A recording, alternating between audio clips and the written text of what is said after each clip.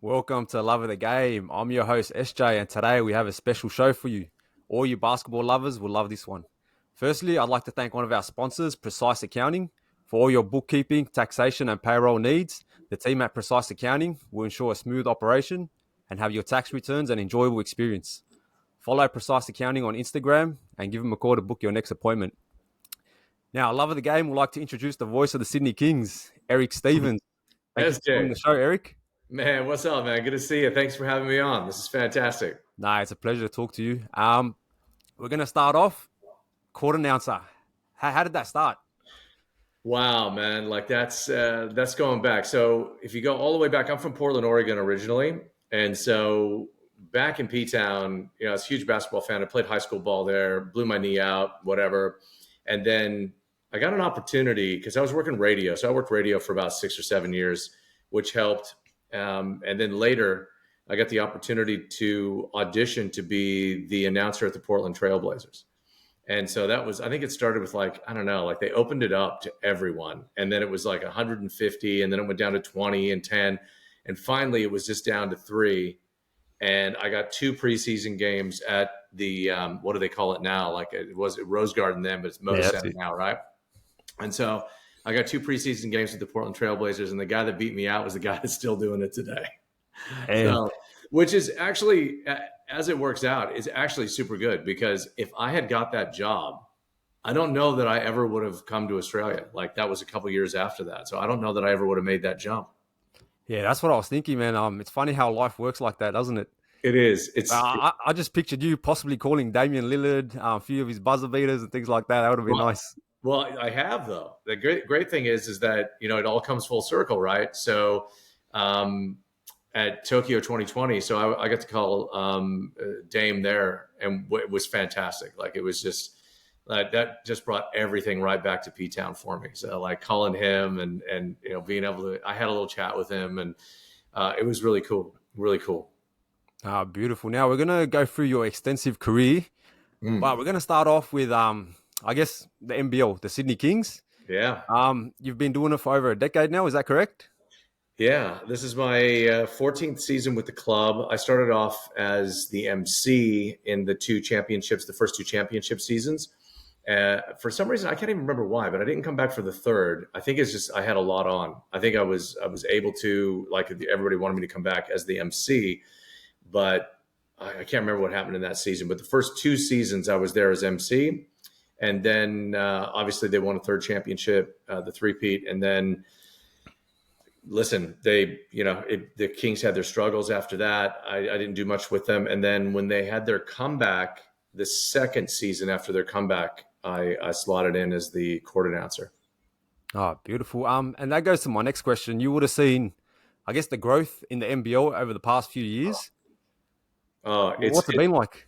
It's been fantastic. Like I remember when coming over here, because you never get a chance to be a fresh face ever again, right? So when I came in here from America in my first few seasons, like I was like, oh, like the teams here are almost as good as our best college teams in the states. Yeah.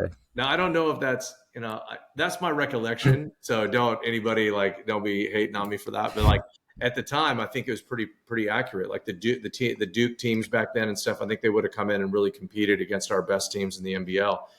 But wow, what a change from those days. And there was some hard nosed great players back in those days. But like from then to now, and the introduction of Next uh, stars? the Next Stars program has just been like it's been unreal. I mean, that even affected the G League. So like you got to give credit where credit's due. But I remember, I mean, like even Drewy, like Andrew Gaze was like, I remember an article with him like in 2012 or 2013 or something right around in there.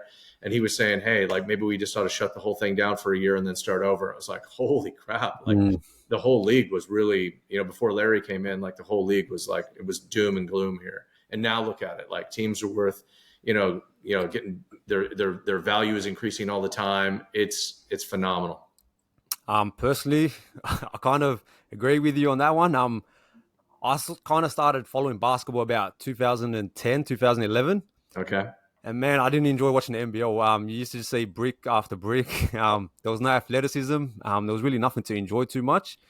But now, man, you got the next stars. I think kind of like LaMelo started that, bringing the eyes to the league and giving, I guess, the younger players in America a different avenue to get into the NBA. And from there, man, the current crop of next stars at the moment, you got Alex Tui at the Sydney Kings. You got Yeah. Alexander Sarr, who's projected to be a Man. top lottery pick. Yeah. You got a few high flyers. Tyler Flowers from the Sixers, the 36ers. Yeah. It's a great bunch of crew. So, yeah, I just wanted to ask your opinion on the growth. So you've kind of noticed it too. It's not just the No, fans. it's night and day, and I'm not taking anything away from the early days. Remember, I only got into Australia in 2001. So I wasn't part of the heyday with the Kings. I've got a pretty good knowledge base of that in my history around the club, but like that wasn't like I wasn't here for all those days and to see the league and what it was like then. I just know my own recollection and from my seasons, most early seasons with the Kings until now, it's what you're seeing on the court, and it's working, right? It's driving fans in, and the next star is a big part of that, huge part. And I also want to give a special shout out to, I guess, the NBL organizers because they've expanded the league, 2 extra teams. They've upped the playoffs to 6 teams now, which is great because I used to always see it and go, man, 4 teams, like, what's the point? And you need to get more teams in there to have a chance because, there's a few teams that kind of struggle early and then they got no chance of making the playoffs. That's it. But that's what we're going to talk to this season. The NBL is on fire. I was looking at the standings. I've been following the NBL. I kind of drop NBL highlights every week also. Yeah. Because, man, you see athleticism, you see dunks, you see great play. And we're going to be talking about the Sydney Kings. What are their chances this year? Wow, man, that is a loaded question. I don't think, and I think you probably agree with this if you're a basketball fan. It's like you can never ever rule out the reigning champions, and especially reigning back-to-back champions. I think that obviously it's if you've been following Sydney, you've been following the league, we haven't been at our best. No, we've dropped games we shouldn't have dropped, and it just seems like there's just some kind of chemistry there that we just haven't quite found out yet. But when we're good and it's firing, we're super dangerous. And when you look at it on paper, we're one of the best teams in the league, 100%. But what do I think our chances are? I think, man, like you think back to last year, you think back to the season before that, and particularly last year, when you talk to a guy like Chase Buford, who was coaching Sydney, I just remember him going, it's so important to get 1 or 2, and it's really important to get 1. And when you look back at that series against New Zealand, that made all the difference. Even though we dropped the first game at home in that 5-game series, it was so good to be able to come back for game 5. And I just think we haven't made it easier on ourselves. What do I think our chances are? As good as anybody else's right now. I know Melbourne's so tough. And Perth are on fire after their start. Yeah, but hey, 5 in a row. Hey, man, of course, like I'm a Sydney fan. Like that's my team. But maybe for Sydney, it flips. So Perth had a bad start. Wollongong had a bad start. The Sixers had a bad start. And now maybe we had a good start, a bad middle, and then maybe we come back in the end and get it together. But we're going to have to do it on the road. There's just there's no way we're going to get a home game at first. Yeah, because that's the thing.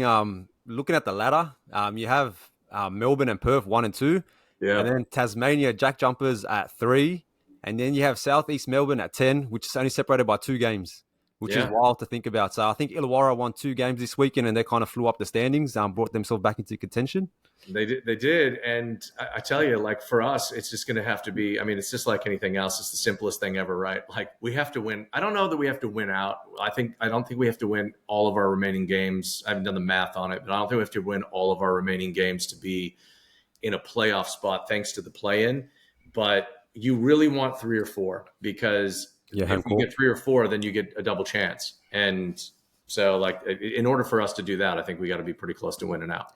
Now, I put us up against anybody. Like I put us up against the guys. Now you saw them the other night in Melbourne, like against Melbourne. Like that game was a great game. I know that Melbourne was coming off that Friday game, so that was a bit tough. And anytime you play, even though they kind of handed it to Brisbane, like, but if you're playing on the road and those guys will bash you up. Like what Brisbane's about, like Bainesy in there and solid bit. Yeah, so like you know what's going to happen there. So like they were a bit kind of bruised when they came in, but it was our D in that first half that really shut them down. So we can play with anybody. I look forward to seeing what happens in the playoffs. I hope we get a game. I hope we get a home game in there somewhere. And that's one of the great things too. Looking at the NBL, you had Brisbane Bullets struggling, Illawarra Hawks struggling, and they get on winning streaks. And bang, Illawarra changed their coach, did them a world of good, I guess. Yeah, man, you're not wrong. I mean, like, what streak did we go on in that season? I think our first season, the first championship season 2 seasons ago, like we went on like a 13-game winning streak or something like that. It was like, I think we started 3-5 or 3-7 or something. Like, it was crazy initially, and then all of a sudden we just stormed back and won so many games on the road. And that's just what can happen in this league. Everybody says it's a short season. It's a little too short for me. I wish they would add some games to it, but it is a short season. But and you said it before, with this play-in, like you still have an opportunity if you start slow. And that's my next question. I know it's a shortened season. So during that, what do you do in the off season? I know last year you had the NBA Summer League that you were covering. How was that experience? It's such a good question, because like last year in particular, in the last 2 years, there just hasn't been an off season for me. And a lot of players that say the same thing. So as an example, my last season, so we wrapped up late with the Kings championship, as far as, game 5 in the end. So that's as many games as you can get.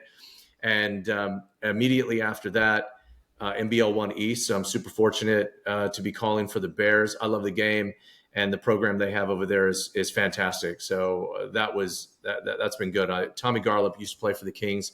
Everybody that knows him, he originally got me in over there years ago, and I've just loved staying with it. It's grassroots, but man, NBL 1 is no joke, guys. Yeah. Like it's the feeder league we've always wanted, and Siebel has been there and all the rest, but like, this is a more organized level. We got sponsorship. The money's still not there with it yet, just like the NBL, in the fact that we really want that TV deal and all the rest, but it's coming. It's really coming, because basketball it's never not been, hot. It's been there, but now it was so always reliant on the NBA, and now it isn't. It has its own identity, and it's becoming more respected around the world, and then the fans that are here into it. So NBL 1 East has been great. Bears have been fantastic. We went from them last year and then straight into, I'm just trying to get my days right. So then straight into that, and Basketball New South Wales was great for me. They let me call they had me in to call the championships for NBL 1 East. So that we did that. And then it was on a plane to Vegas for, as you mentioned, NBA Summer League. So talk about your dream come true. Like, I haven't done an NBA game since, I did those preseason games back for P-Town when I was auditioning back in the day. And your head's just on a swivel, man. Like, you're in Vegas, number one. So like, what that's about. The sphere down there is all lit up. It looks like a basketball. And, you've seen the pictures. Everybody that's online, it's a basketball fan, has seen that. I've got my own videoed from my room. And then you're just going over to the center, and you're in there doing games, and you're just seeing, like, not only all the young and up and coming talent, but you just see all the coaches, and you see, like, it's unbelievable. As a basketball fan, you're just like, oh, was that Isaiah Thomas? Was that, yes, all those people that were over there. And what was even better for me on that, like, personal experience, was like seeing players that I, have been around in Australia, seeing the coaches that have been around, and RC and all those guys. Like, I just personally, to be over there, Mood was over there, our current coach, and JG, X, DJ, Vasiljevic. It just felt like, just like it is here. It just feels like a family. It's that basketball family, and the talent was off the chain too. Like, it was really nuts. But a really good analysis of that, and you'd know this too as a basketball fan, the differences in what we do here, what they do in Europe, and then what they do in the NBA is, like, there's a lot of really athletic players over there. The game is more ISO, but what our players, I think, get from this league is that real basketball IQ. Not to say that, U.S. guys don't have it. They got it. But, like, I think it's at a different level when you play in this league. And I think it's at a different level when you play in Europe as well. Like, you just get that certain basketball IQ, and you end up being a better distributor. You end up being, Eric, I don't want to sort of ruin anything for you, but we are going to get deep into that when we talk about the FIBA World Cup. Okay. Yeah, so we're definitely going to get into that. So keep that analysis. Sorry, man, I just love it. But back to the schedule. So that was NBA. So this is your off season here. NBA Summer League, and then it was back, and then again, super fortunate. It was my third World Cup ever, which was great. So I flew to Okinawa, which was, again, just crazy coincidence. Not the fact that got the gig, but that originally I was supposed to spend all of my time in the primary location, which was in Manila. But they came back to me and said, hey, how would you like to go to Okinawa first and then come back for the finals? And so that just reunited me with a bunch of crew and really good friendships that I made in Tokyo in game operations and other callers and MCs and everything. And then also, as you know, like, of course, the Boomers were there. And so we're the fans and people that I've known for the last several years doing international. So that was like, it was a homecoming that was far away. And Okinawa, don't sleep on it. It's like the Hawaii of Japan. So get over to it. Yeah, because I was following you on Instagram at that time too, and I saw a few of your posts, a few of you and the other sort of announcers getting together, enjoying having the time of your life and things like that.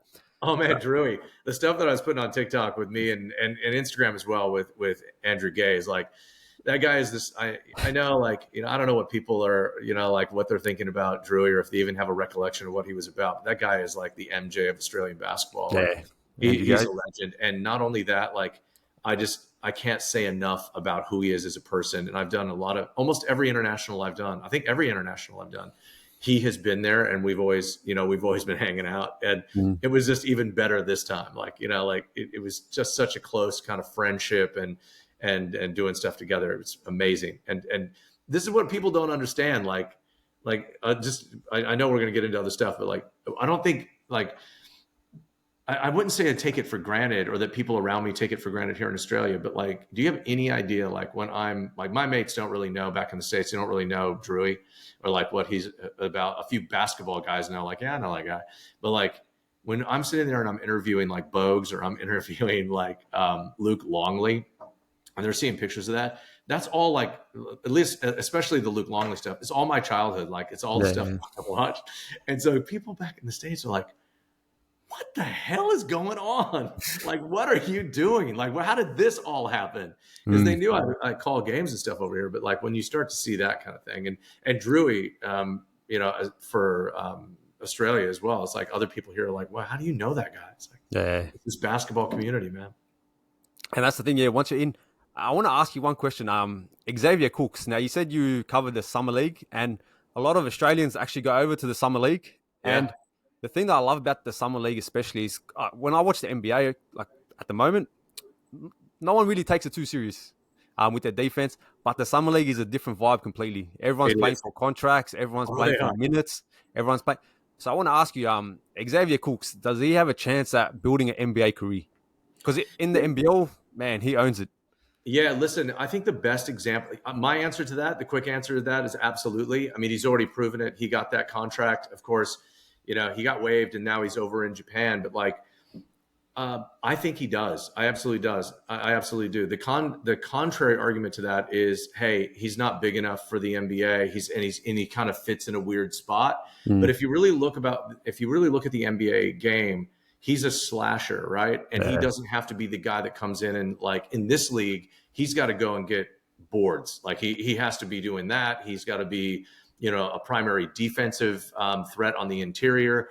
But in the NBA, he can play out there, and he's a slasher. So the game is set up for that. When you don't, you can't have that when you've got 3-second defensive calls and things like that. So it just opens it up. So that's his game. I think he gets a more consistent 3 and a mid-range shot, and all of a sudden that's a pretty crazy opportunity for X over there. So no, I wouldn't give up on that dream either. That guy's super talented. And again, one of the nicest guys in the NBL and NBA, and now in the Japanese league as well. So because I think last year and the year before that, he was dominating the NBL for the Sydney Kings. When he got selected to got picked up by the Washington Wizards, it was like, all right, there's potential here. You know what I mean? So fingers crossed, because I love watching Xavier Cooks. Kind of like the Aussie Giannis, if that makes sense. With his length and sort of his offense. So it was good to watch. Yeah, no, glad to hear you're an X fan, because like, that guy is one of the best people and just super gracious with his time and just a really great guy. So no matter what he does, I mean, selfishly, for him, I want to see him get back to the NBA as soon as he can. Selfishly, I want to see him back in a Kings jersey next season. That's what I want. Beautiful. Now we're going to move on to your FIBA World Cup experience because you've had 3 World Cups and you've done 1 Olympics. Is that correct? Yeah, We're yeah. gonna So we're gonna start off somewhere close to home because you have 5 daughters. The Women's World Cup. I want your opinion on the Women's World Cup and the evolution of women's basketball. wow. I can't say enough about it. So I've got 5 daughters, and like I got girls who are like daddy's girls. Like Yeah. that's the thing. And all of my daughters have played ball. None of them really at the rep level, but local comp. They love their basketball. A couple of them probably could have played at reps. And I just think it's such a great part of kind of our family makeup. But when you look at that and you and talk to me about how important it is, women in sport in general, and specifically in the sport that I am super passionate about and that I love, women's basketball is, again, just like our league here, the NBL, it's going through the roof, man. To see, I remember when the WNBA got started, and it was, I mean, again, like I don't say this as my opinion. This is just the way the vibe was in America. It was just kind of everybody laughed it off, dude. Yeah. Like when it first launched, and you just look at the talent now, and giving them a chance to go out there and do their thing, like the athleticism, the game, like. And that's the same at the world level. And we saw it here in Sydney, and we saw the fans come out for it.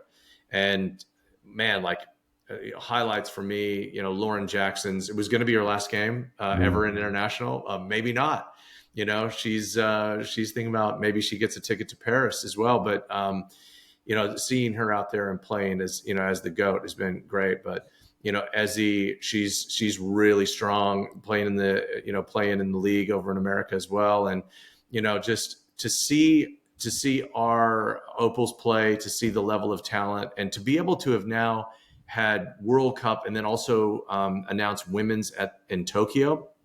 You really get to see it. The Tokyo Olympics, and having that Tokyo women's team, like they were crazy good. Machida had 22, the most assists ever in an Olympic game of any player, men or women, and just crazy talented. Now the women's game is on fire.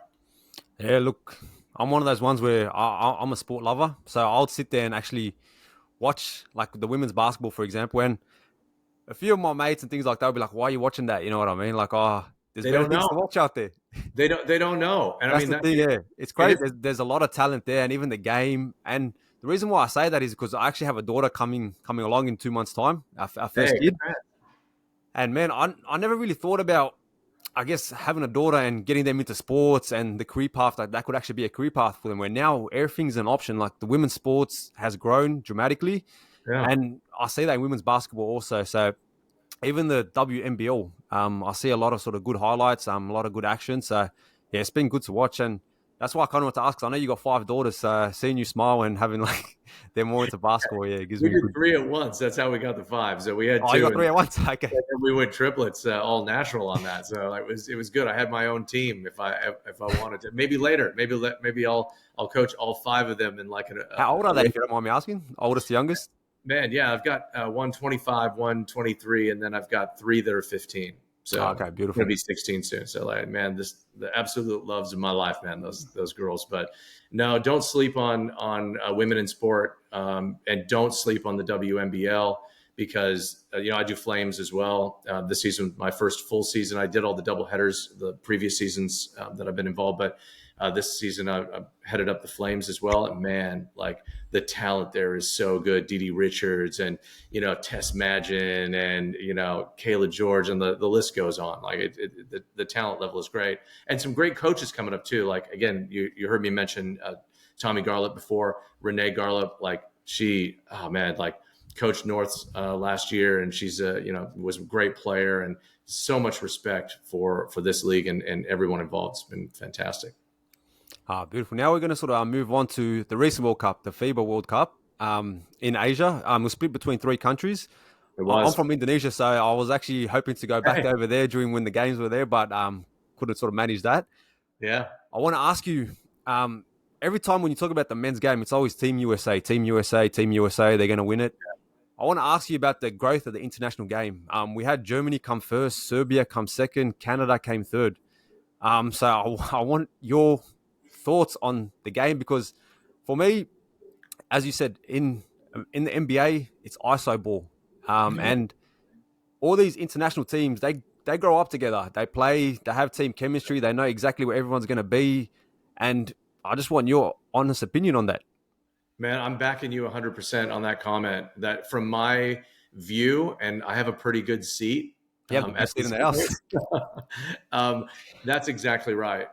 What I say, like, listen, I don't think that America in the last two World Cups that I've been involved in, I don't think that America has put their best team on the floor. And I think America knows that. And I know there's a lot of reasons for that.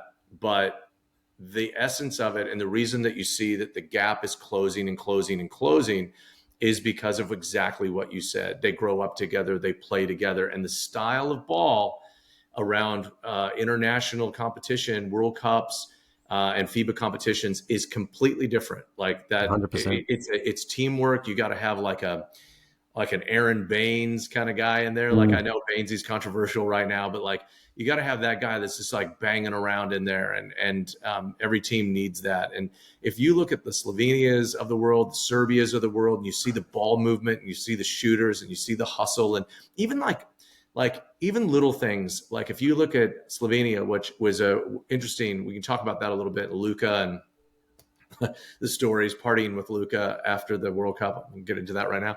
But there was some even the little things in the game, mate, like when a team gets an advantage up the floor, right?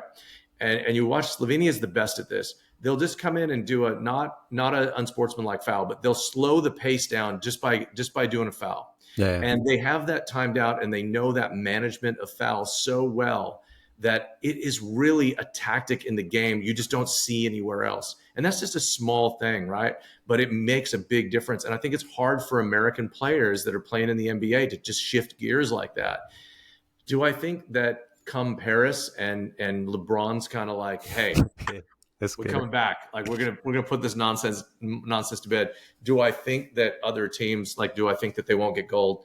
No, I think they'll get gold again. But it's catching up, and you can't ignore why. And as an American, I do find myself like, obviously I'm dual citizen, but as an American, like I wish that there was more love for that international game from the players over there. I just wish there was. Because it's like even like state of origin here, when you look at rugby league, it's like those guys stop in the middle of their season, dude. Like I couldn't believe it when I first got over here years ago. I've been here 22 years.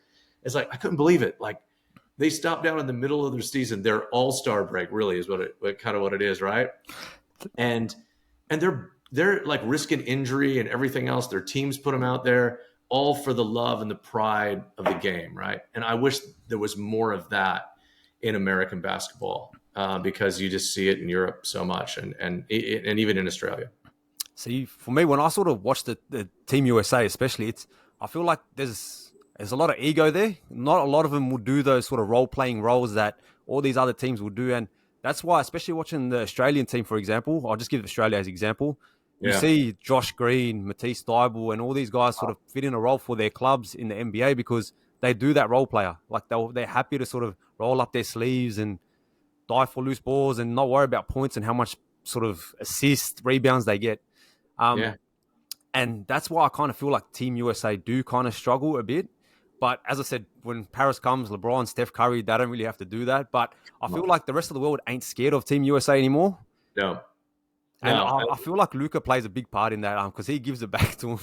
Oh man, that guy is crazy. Like, again, like, and he can hit them, but like what's the saying? Like he never met a shot he didn't like, or whatever. That's it, like that guy just jacks him up from everywhere. But what I love about Luka is, and listen, like I'm sitting, like we're not sitting across from each other, we're on the screen, but like if you were sitting across the table from me right now, like that's how close I am to these guys. So like I'm looking in their eyes and stuff, right? It's the craziest opportunity ever, and I'm super grateful. But what you can tell, and when I look at, and when I'm watching guys like Luka, like it's in their face, the joy of the game, the love of the game. It's in there, and the intensity is in their eyes. Yeah. It's not in there with everyone. And he has it like 100%. And I know that's just like a blanket statement to say, but when you see it and you see how fired up he is, of course he's a talker, he lives in that. Man, he gave it to Germany at the Olympics. It was actually just like, I thought it was a little too brutal. But like the dude is a competitor. And he kind of like, the other thing you got to love about him, man, you'll get this, right? Is like, he just kind of, he's like, kind of like Joe Ingles in a way. Like the dude just kind of shows up. He just rocks up, right? He looks like he's playing local comp. He probably just got done playing like NBA 2K and like just got pizza. And then he just rolled in, right? He's the hair is all scruffy and everything, and he's just looking to come in and play like local comp. That's what he reminds me of, right? Both of those players actually, and man, I just love it. Like the love of the game those guys have is just impressive. And that's what I want to ask you, especially about Luka, because when a lot of people aren't gifted with all those natural athleticism that everyone does have, what makes him so special? Because it feels like he's never rushed. The game's just in slow motion. He sees everything on the court. What is it like? I guess, as I said, you have the best seat in the house. What makes Luka special? I think what makes Luka special is what I talked about, which is the competitiveness, like the competitive fire that he has in him. From a skill level, you're right. Like the guy doesn't seem to be quick. So, and he in NBA standards, he isn't a quick player, but he's deceptively quick. So whether it's a first step or whether he gets you down low and just does a very quick spin, like he does have it, but it's not like the other athletic players that have it. It's very quick, and it's only like one time within the action that he's doing, but he'll get you on it. And so, and I also think for him, you can't go past obviously the accuracy of his shooting, but more than that, that inside out game is this stuff that everybody's a specialist nowadays. Like no one wants to get in there and bang around inside if you can shoot it from outside. And I think that's a great lesson for any kids that are listening to this, that, you know, like, hey, it ain't all Steph Curry. Like it's not all just like jacking it up from outside. Sure, Luka can do that too, but watch him get inside. Watch the moves that he's put on. Like you go and you talk to any one of the coaches out there as well. And the last thing I'll say on that is footwork. Like watch the guy's footwork. It's immaculate. So yeah, like that's what you see. You can see it on TV too, man. But when you see it and like it's from here to, 30 feet over there, like it's like, oh yeah, there's a whole different deal. Now, before we move on, I just want to ask you one more question. It's regarding Australian basketball. Yeah. I'm very big on Ben Simmons. I always said, look, if Ben Simmons was fit, was playing for the Australian team, would actually compete. Like normally Australia compete for pretty much bronze. They're happy with bronze. But if Ben Simmons was there, we could possibly compete for gold. Do you feel that if we had a fully fit Ben Simmons and he was 100% committed, it would make a difference? Yeah, I do. Everyone knows the controversy around Ben, and everybody's waiting on it, and loudly. Yeah.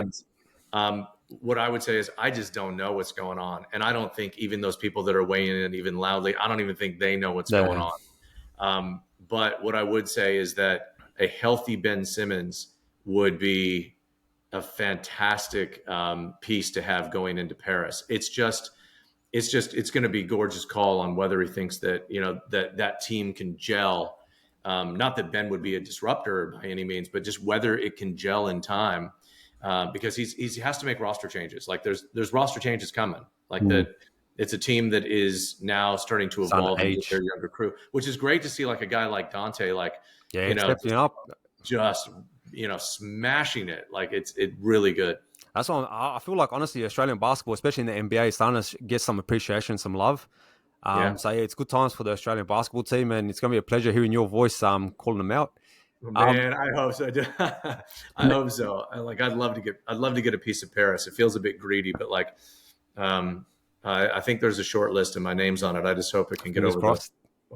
Everything's crossed at this stage. It's a late call. Like I can tell you this is inside information. Like usually you'd know by now in any international if it's coming up in July. But right now we don't know. Like it hasn't been confirmed yet. Well, beautiful. All love of the game viewers and listeners, we fingers crossed too for you that you get there. Hey man, thank you. Please, now, everyone, please. Now we're going to go to, I guess, one story. Seen a photo, you interviewing Kobe Bryant. Now, everyone here loves Kobe, loves that Mamba mentality and everything that he's about, because he's really what discipline and love of the game literally was. How was that interviewing Kobe, and did you kind of get any goosebumps and things like that? Oh, man, yeah. So let me set it up for you. So I was in Shanghai at the 2019 World Cup. So I was doing games there and then flew to Beijing for the finals. And the minute that I got there from the airport, I'm all sweaty. I came in from the cabs. Cabs are crazy. Beijing is just a nuts city. It's so packed with people. Dropped in, got into the stadium, put my bags down, got to the desk. I was getting ready to do sound checks and stuff. And one of the guys that was the show caller was like, "Hey, Eric, you know Kobe Bryant?" And I was like, "Yeah, I go over to his house every summer. Like we hang out, like being a smart ass, He's like, "Oh, good. That'll make it easy when you interview him at the halftime of the gold medal game." And at that moment, I think I just peed a little in my pants. Like it was like mostly from like excitement and then a little bit of fright. Like, how is this going to go down? Like, I'm going to interview Kobe Bryant. And so they all set it up through Nike and we did a bunch of rehearsals and everything else. But what I can tell you about that experience, man, like I thought I would be more nervous than I was all the way up to it until the minute. So you kind of crouch down on the side of the score table and halftime starts and everything. And then you go out to introduce and Yao Ming was there as well. And I had like a ton of different government official names that I had to do, all Chinese names and stuff. So it was all hectic. But like the minute that they said, "Okay, go," every bit of nerves and things just dropped away. And I'm not really even sure why. I can't tell you why. Like there was physical nerves before that. So I get on the court and it was the most surreal experience. Right. So then I'm like, so now everybody, give it up for Kobe Bryant. And then he comes in from the opposite side. I'm facing the crowd and he's coming in, spotlights on Kobe, and they love, everybody loves Kobe. But in China, like it's a whole different level, right? And so as he's coming out, like the crowd's going wild, and then I look at him and I'm just like, dude, and it reminded me of that, Michael Jordan when he was playing My Blazers back in the day, and he's just like over Cliff Thomas. Yeah. So it was like that. I was like, dude, and he did that to me as he walked out. I've got the video of it from behind the scenes. And he's just like, dude, I know, right? This is crazy. But as he walked out, I tripped out a little bit because he came out and he not only just like came up for the interview, like grabs me by the hand, like gives me the bro hug, brings me in. And I actually tripped out because I thought, have I met you before? Like, have we actually am I missing something? Like, have I met you before? And I know everybody's gonna be like, yeah, right, Eric. But I mean, really tripped out on that because that is the way that he made you feel. Like he said, he's like, "Hey, Eric, how's it going, man?" Like, I was like, how is this possible? And then interviewing him and just, hanging out. Now I was standing right next to him for the rest of the people that I brought out and all the rest. And like, he was just there for it, man. Like he was absolutely such a fan of the game, not just, as we all know. And he had a lot of good left to give in the women's game as well. He was doing a lot on that. And now that torch has been picked up by a few others. But yeah, that was a moment. Like, and I know like a lot of people might've met Kobe and maybe even interviewed or done whatever. And that's all good. Personally, that's not why I hold that up or remember him. And the photo is great, but I will tell you this, like it was life changing is such an overphrase, but like, it was just such a trippy moment because it was filled with emotions and just the way he made you feel. He made you feel like we'd known each other forever. Like that phrase that I said to being a smartass to the show caller was actually accurate. He made me feel like, yeah, we spent summers together. Like, yeah, Kobe's my bro. And that's the thing, especially because I'm starting off in this sort of industry and trying to get up there. As I said, what you do is kind of like my dream, what I want to do. And if I ever got the chance to interview one of the players that I sort of do, I hold that because that's kind of, I guess, our goal, our championship, to get those little memories, get those feelings so we can pass on to our future generations to talk about those moments. So, that would have been a great experience. I had goosebumps just listening to you talk and seeing the emotion in your face. Like, it was kind of like you were back at Shanghai listening to the crowd and things like that. So, yeah, it was beautiful. It was a moment, man. Like that's something you're never going to forget. Like, obviously that's an obvious statement, but just like, I hope I've done a good enough job for anybody that's watching, listening to this, like of just describing how he made me feel in that moment. It wasn't comfort. It wasn't like, oh, I just want to make you comfortable. I was comfortable. It was like, he made me feel like we were mates. Yeah. And that's a talent. That's a talent. Now, Eric, just want to thank you for your time. Now, I got a special love of the game debate that we're having at the moment. Now, me and a few of the guys, we've been sort of discussing, going back and forth with it. Would Michael Jordan average 45 points per game during the season in the current NBA? And at the moment, we're seeing everyone drop 70, 60 points. It's a common thing. Do you reckon it would be possible for MJ to do that? Okay, so listen, I got to lean on data, right? And you guys would know this better than I have. I don't know over the last 5-6 seasons or whatever, like what has been the upper averages? Like what are the guys averaging? Like, I think you know, James Harden back in his Houston Rockets averaged like 38, probably yeah, 39. Yeah. I was going to say 32. That feels a bit right. And so I still think 45 is. I think that's a stretch. Like to average it over 82. But imagine all the free throws that he would be getting, because I know MJ had a few years where he was averaging in the high 30s also. Yeah, More no, threes, shooting more threes. in his prime, and now like, I mean, they'd still be beating him up. That'd still be a thing. But like I said about X earlier, right? So the middle's more free than it ever has been. And I also just think, dude, like I think yes. I'm just going to say yes on your debate, even though I think it's a stretch even for MJ. But I think the reason why is how the game has changed to open it up to offense. And all anybody would have had to have said is, yo, MJ, I bet you can't get 45 average. Yeah, and then he'll get it. And he would get it because that's just the guy. That's what he needed. And no, man, like, don't get me started on honestly, I thought about it. I was kind of like you at the start. When I first heard it, I go, bro, no chance. 45 points per game. That's wild. To do that over a season. Now, maybe a month or two, but over a season.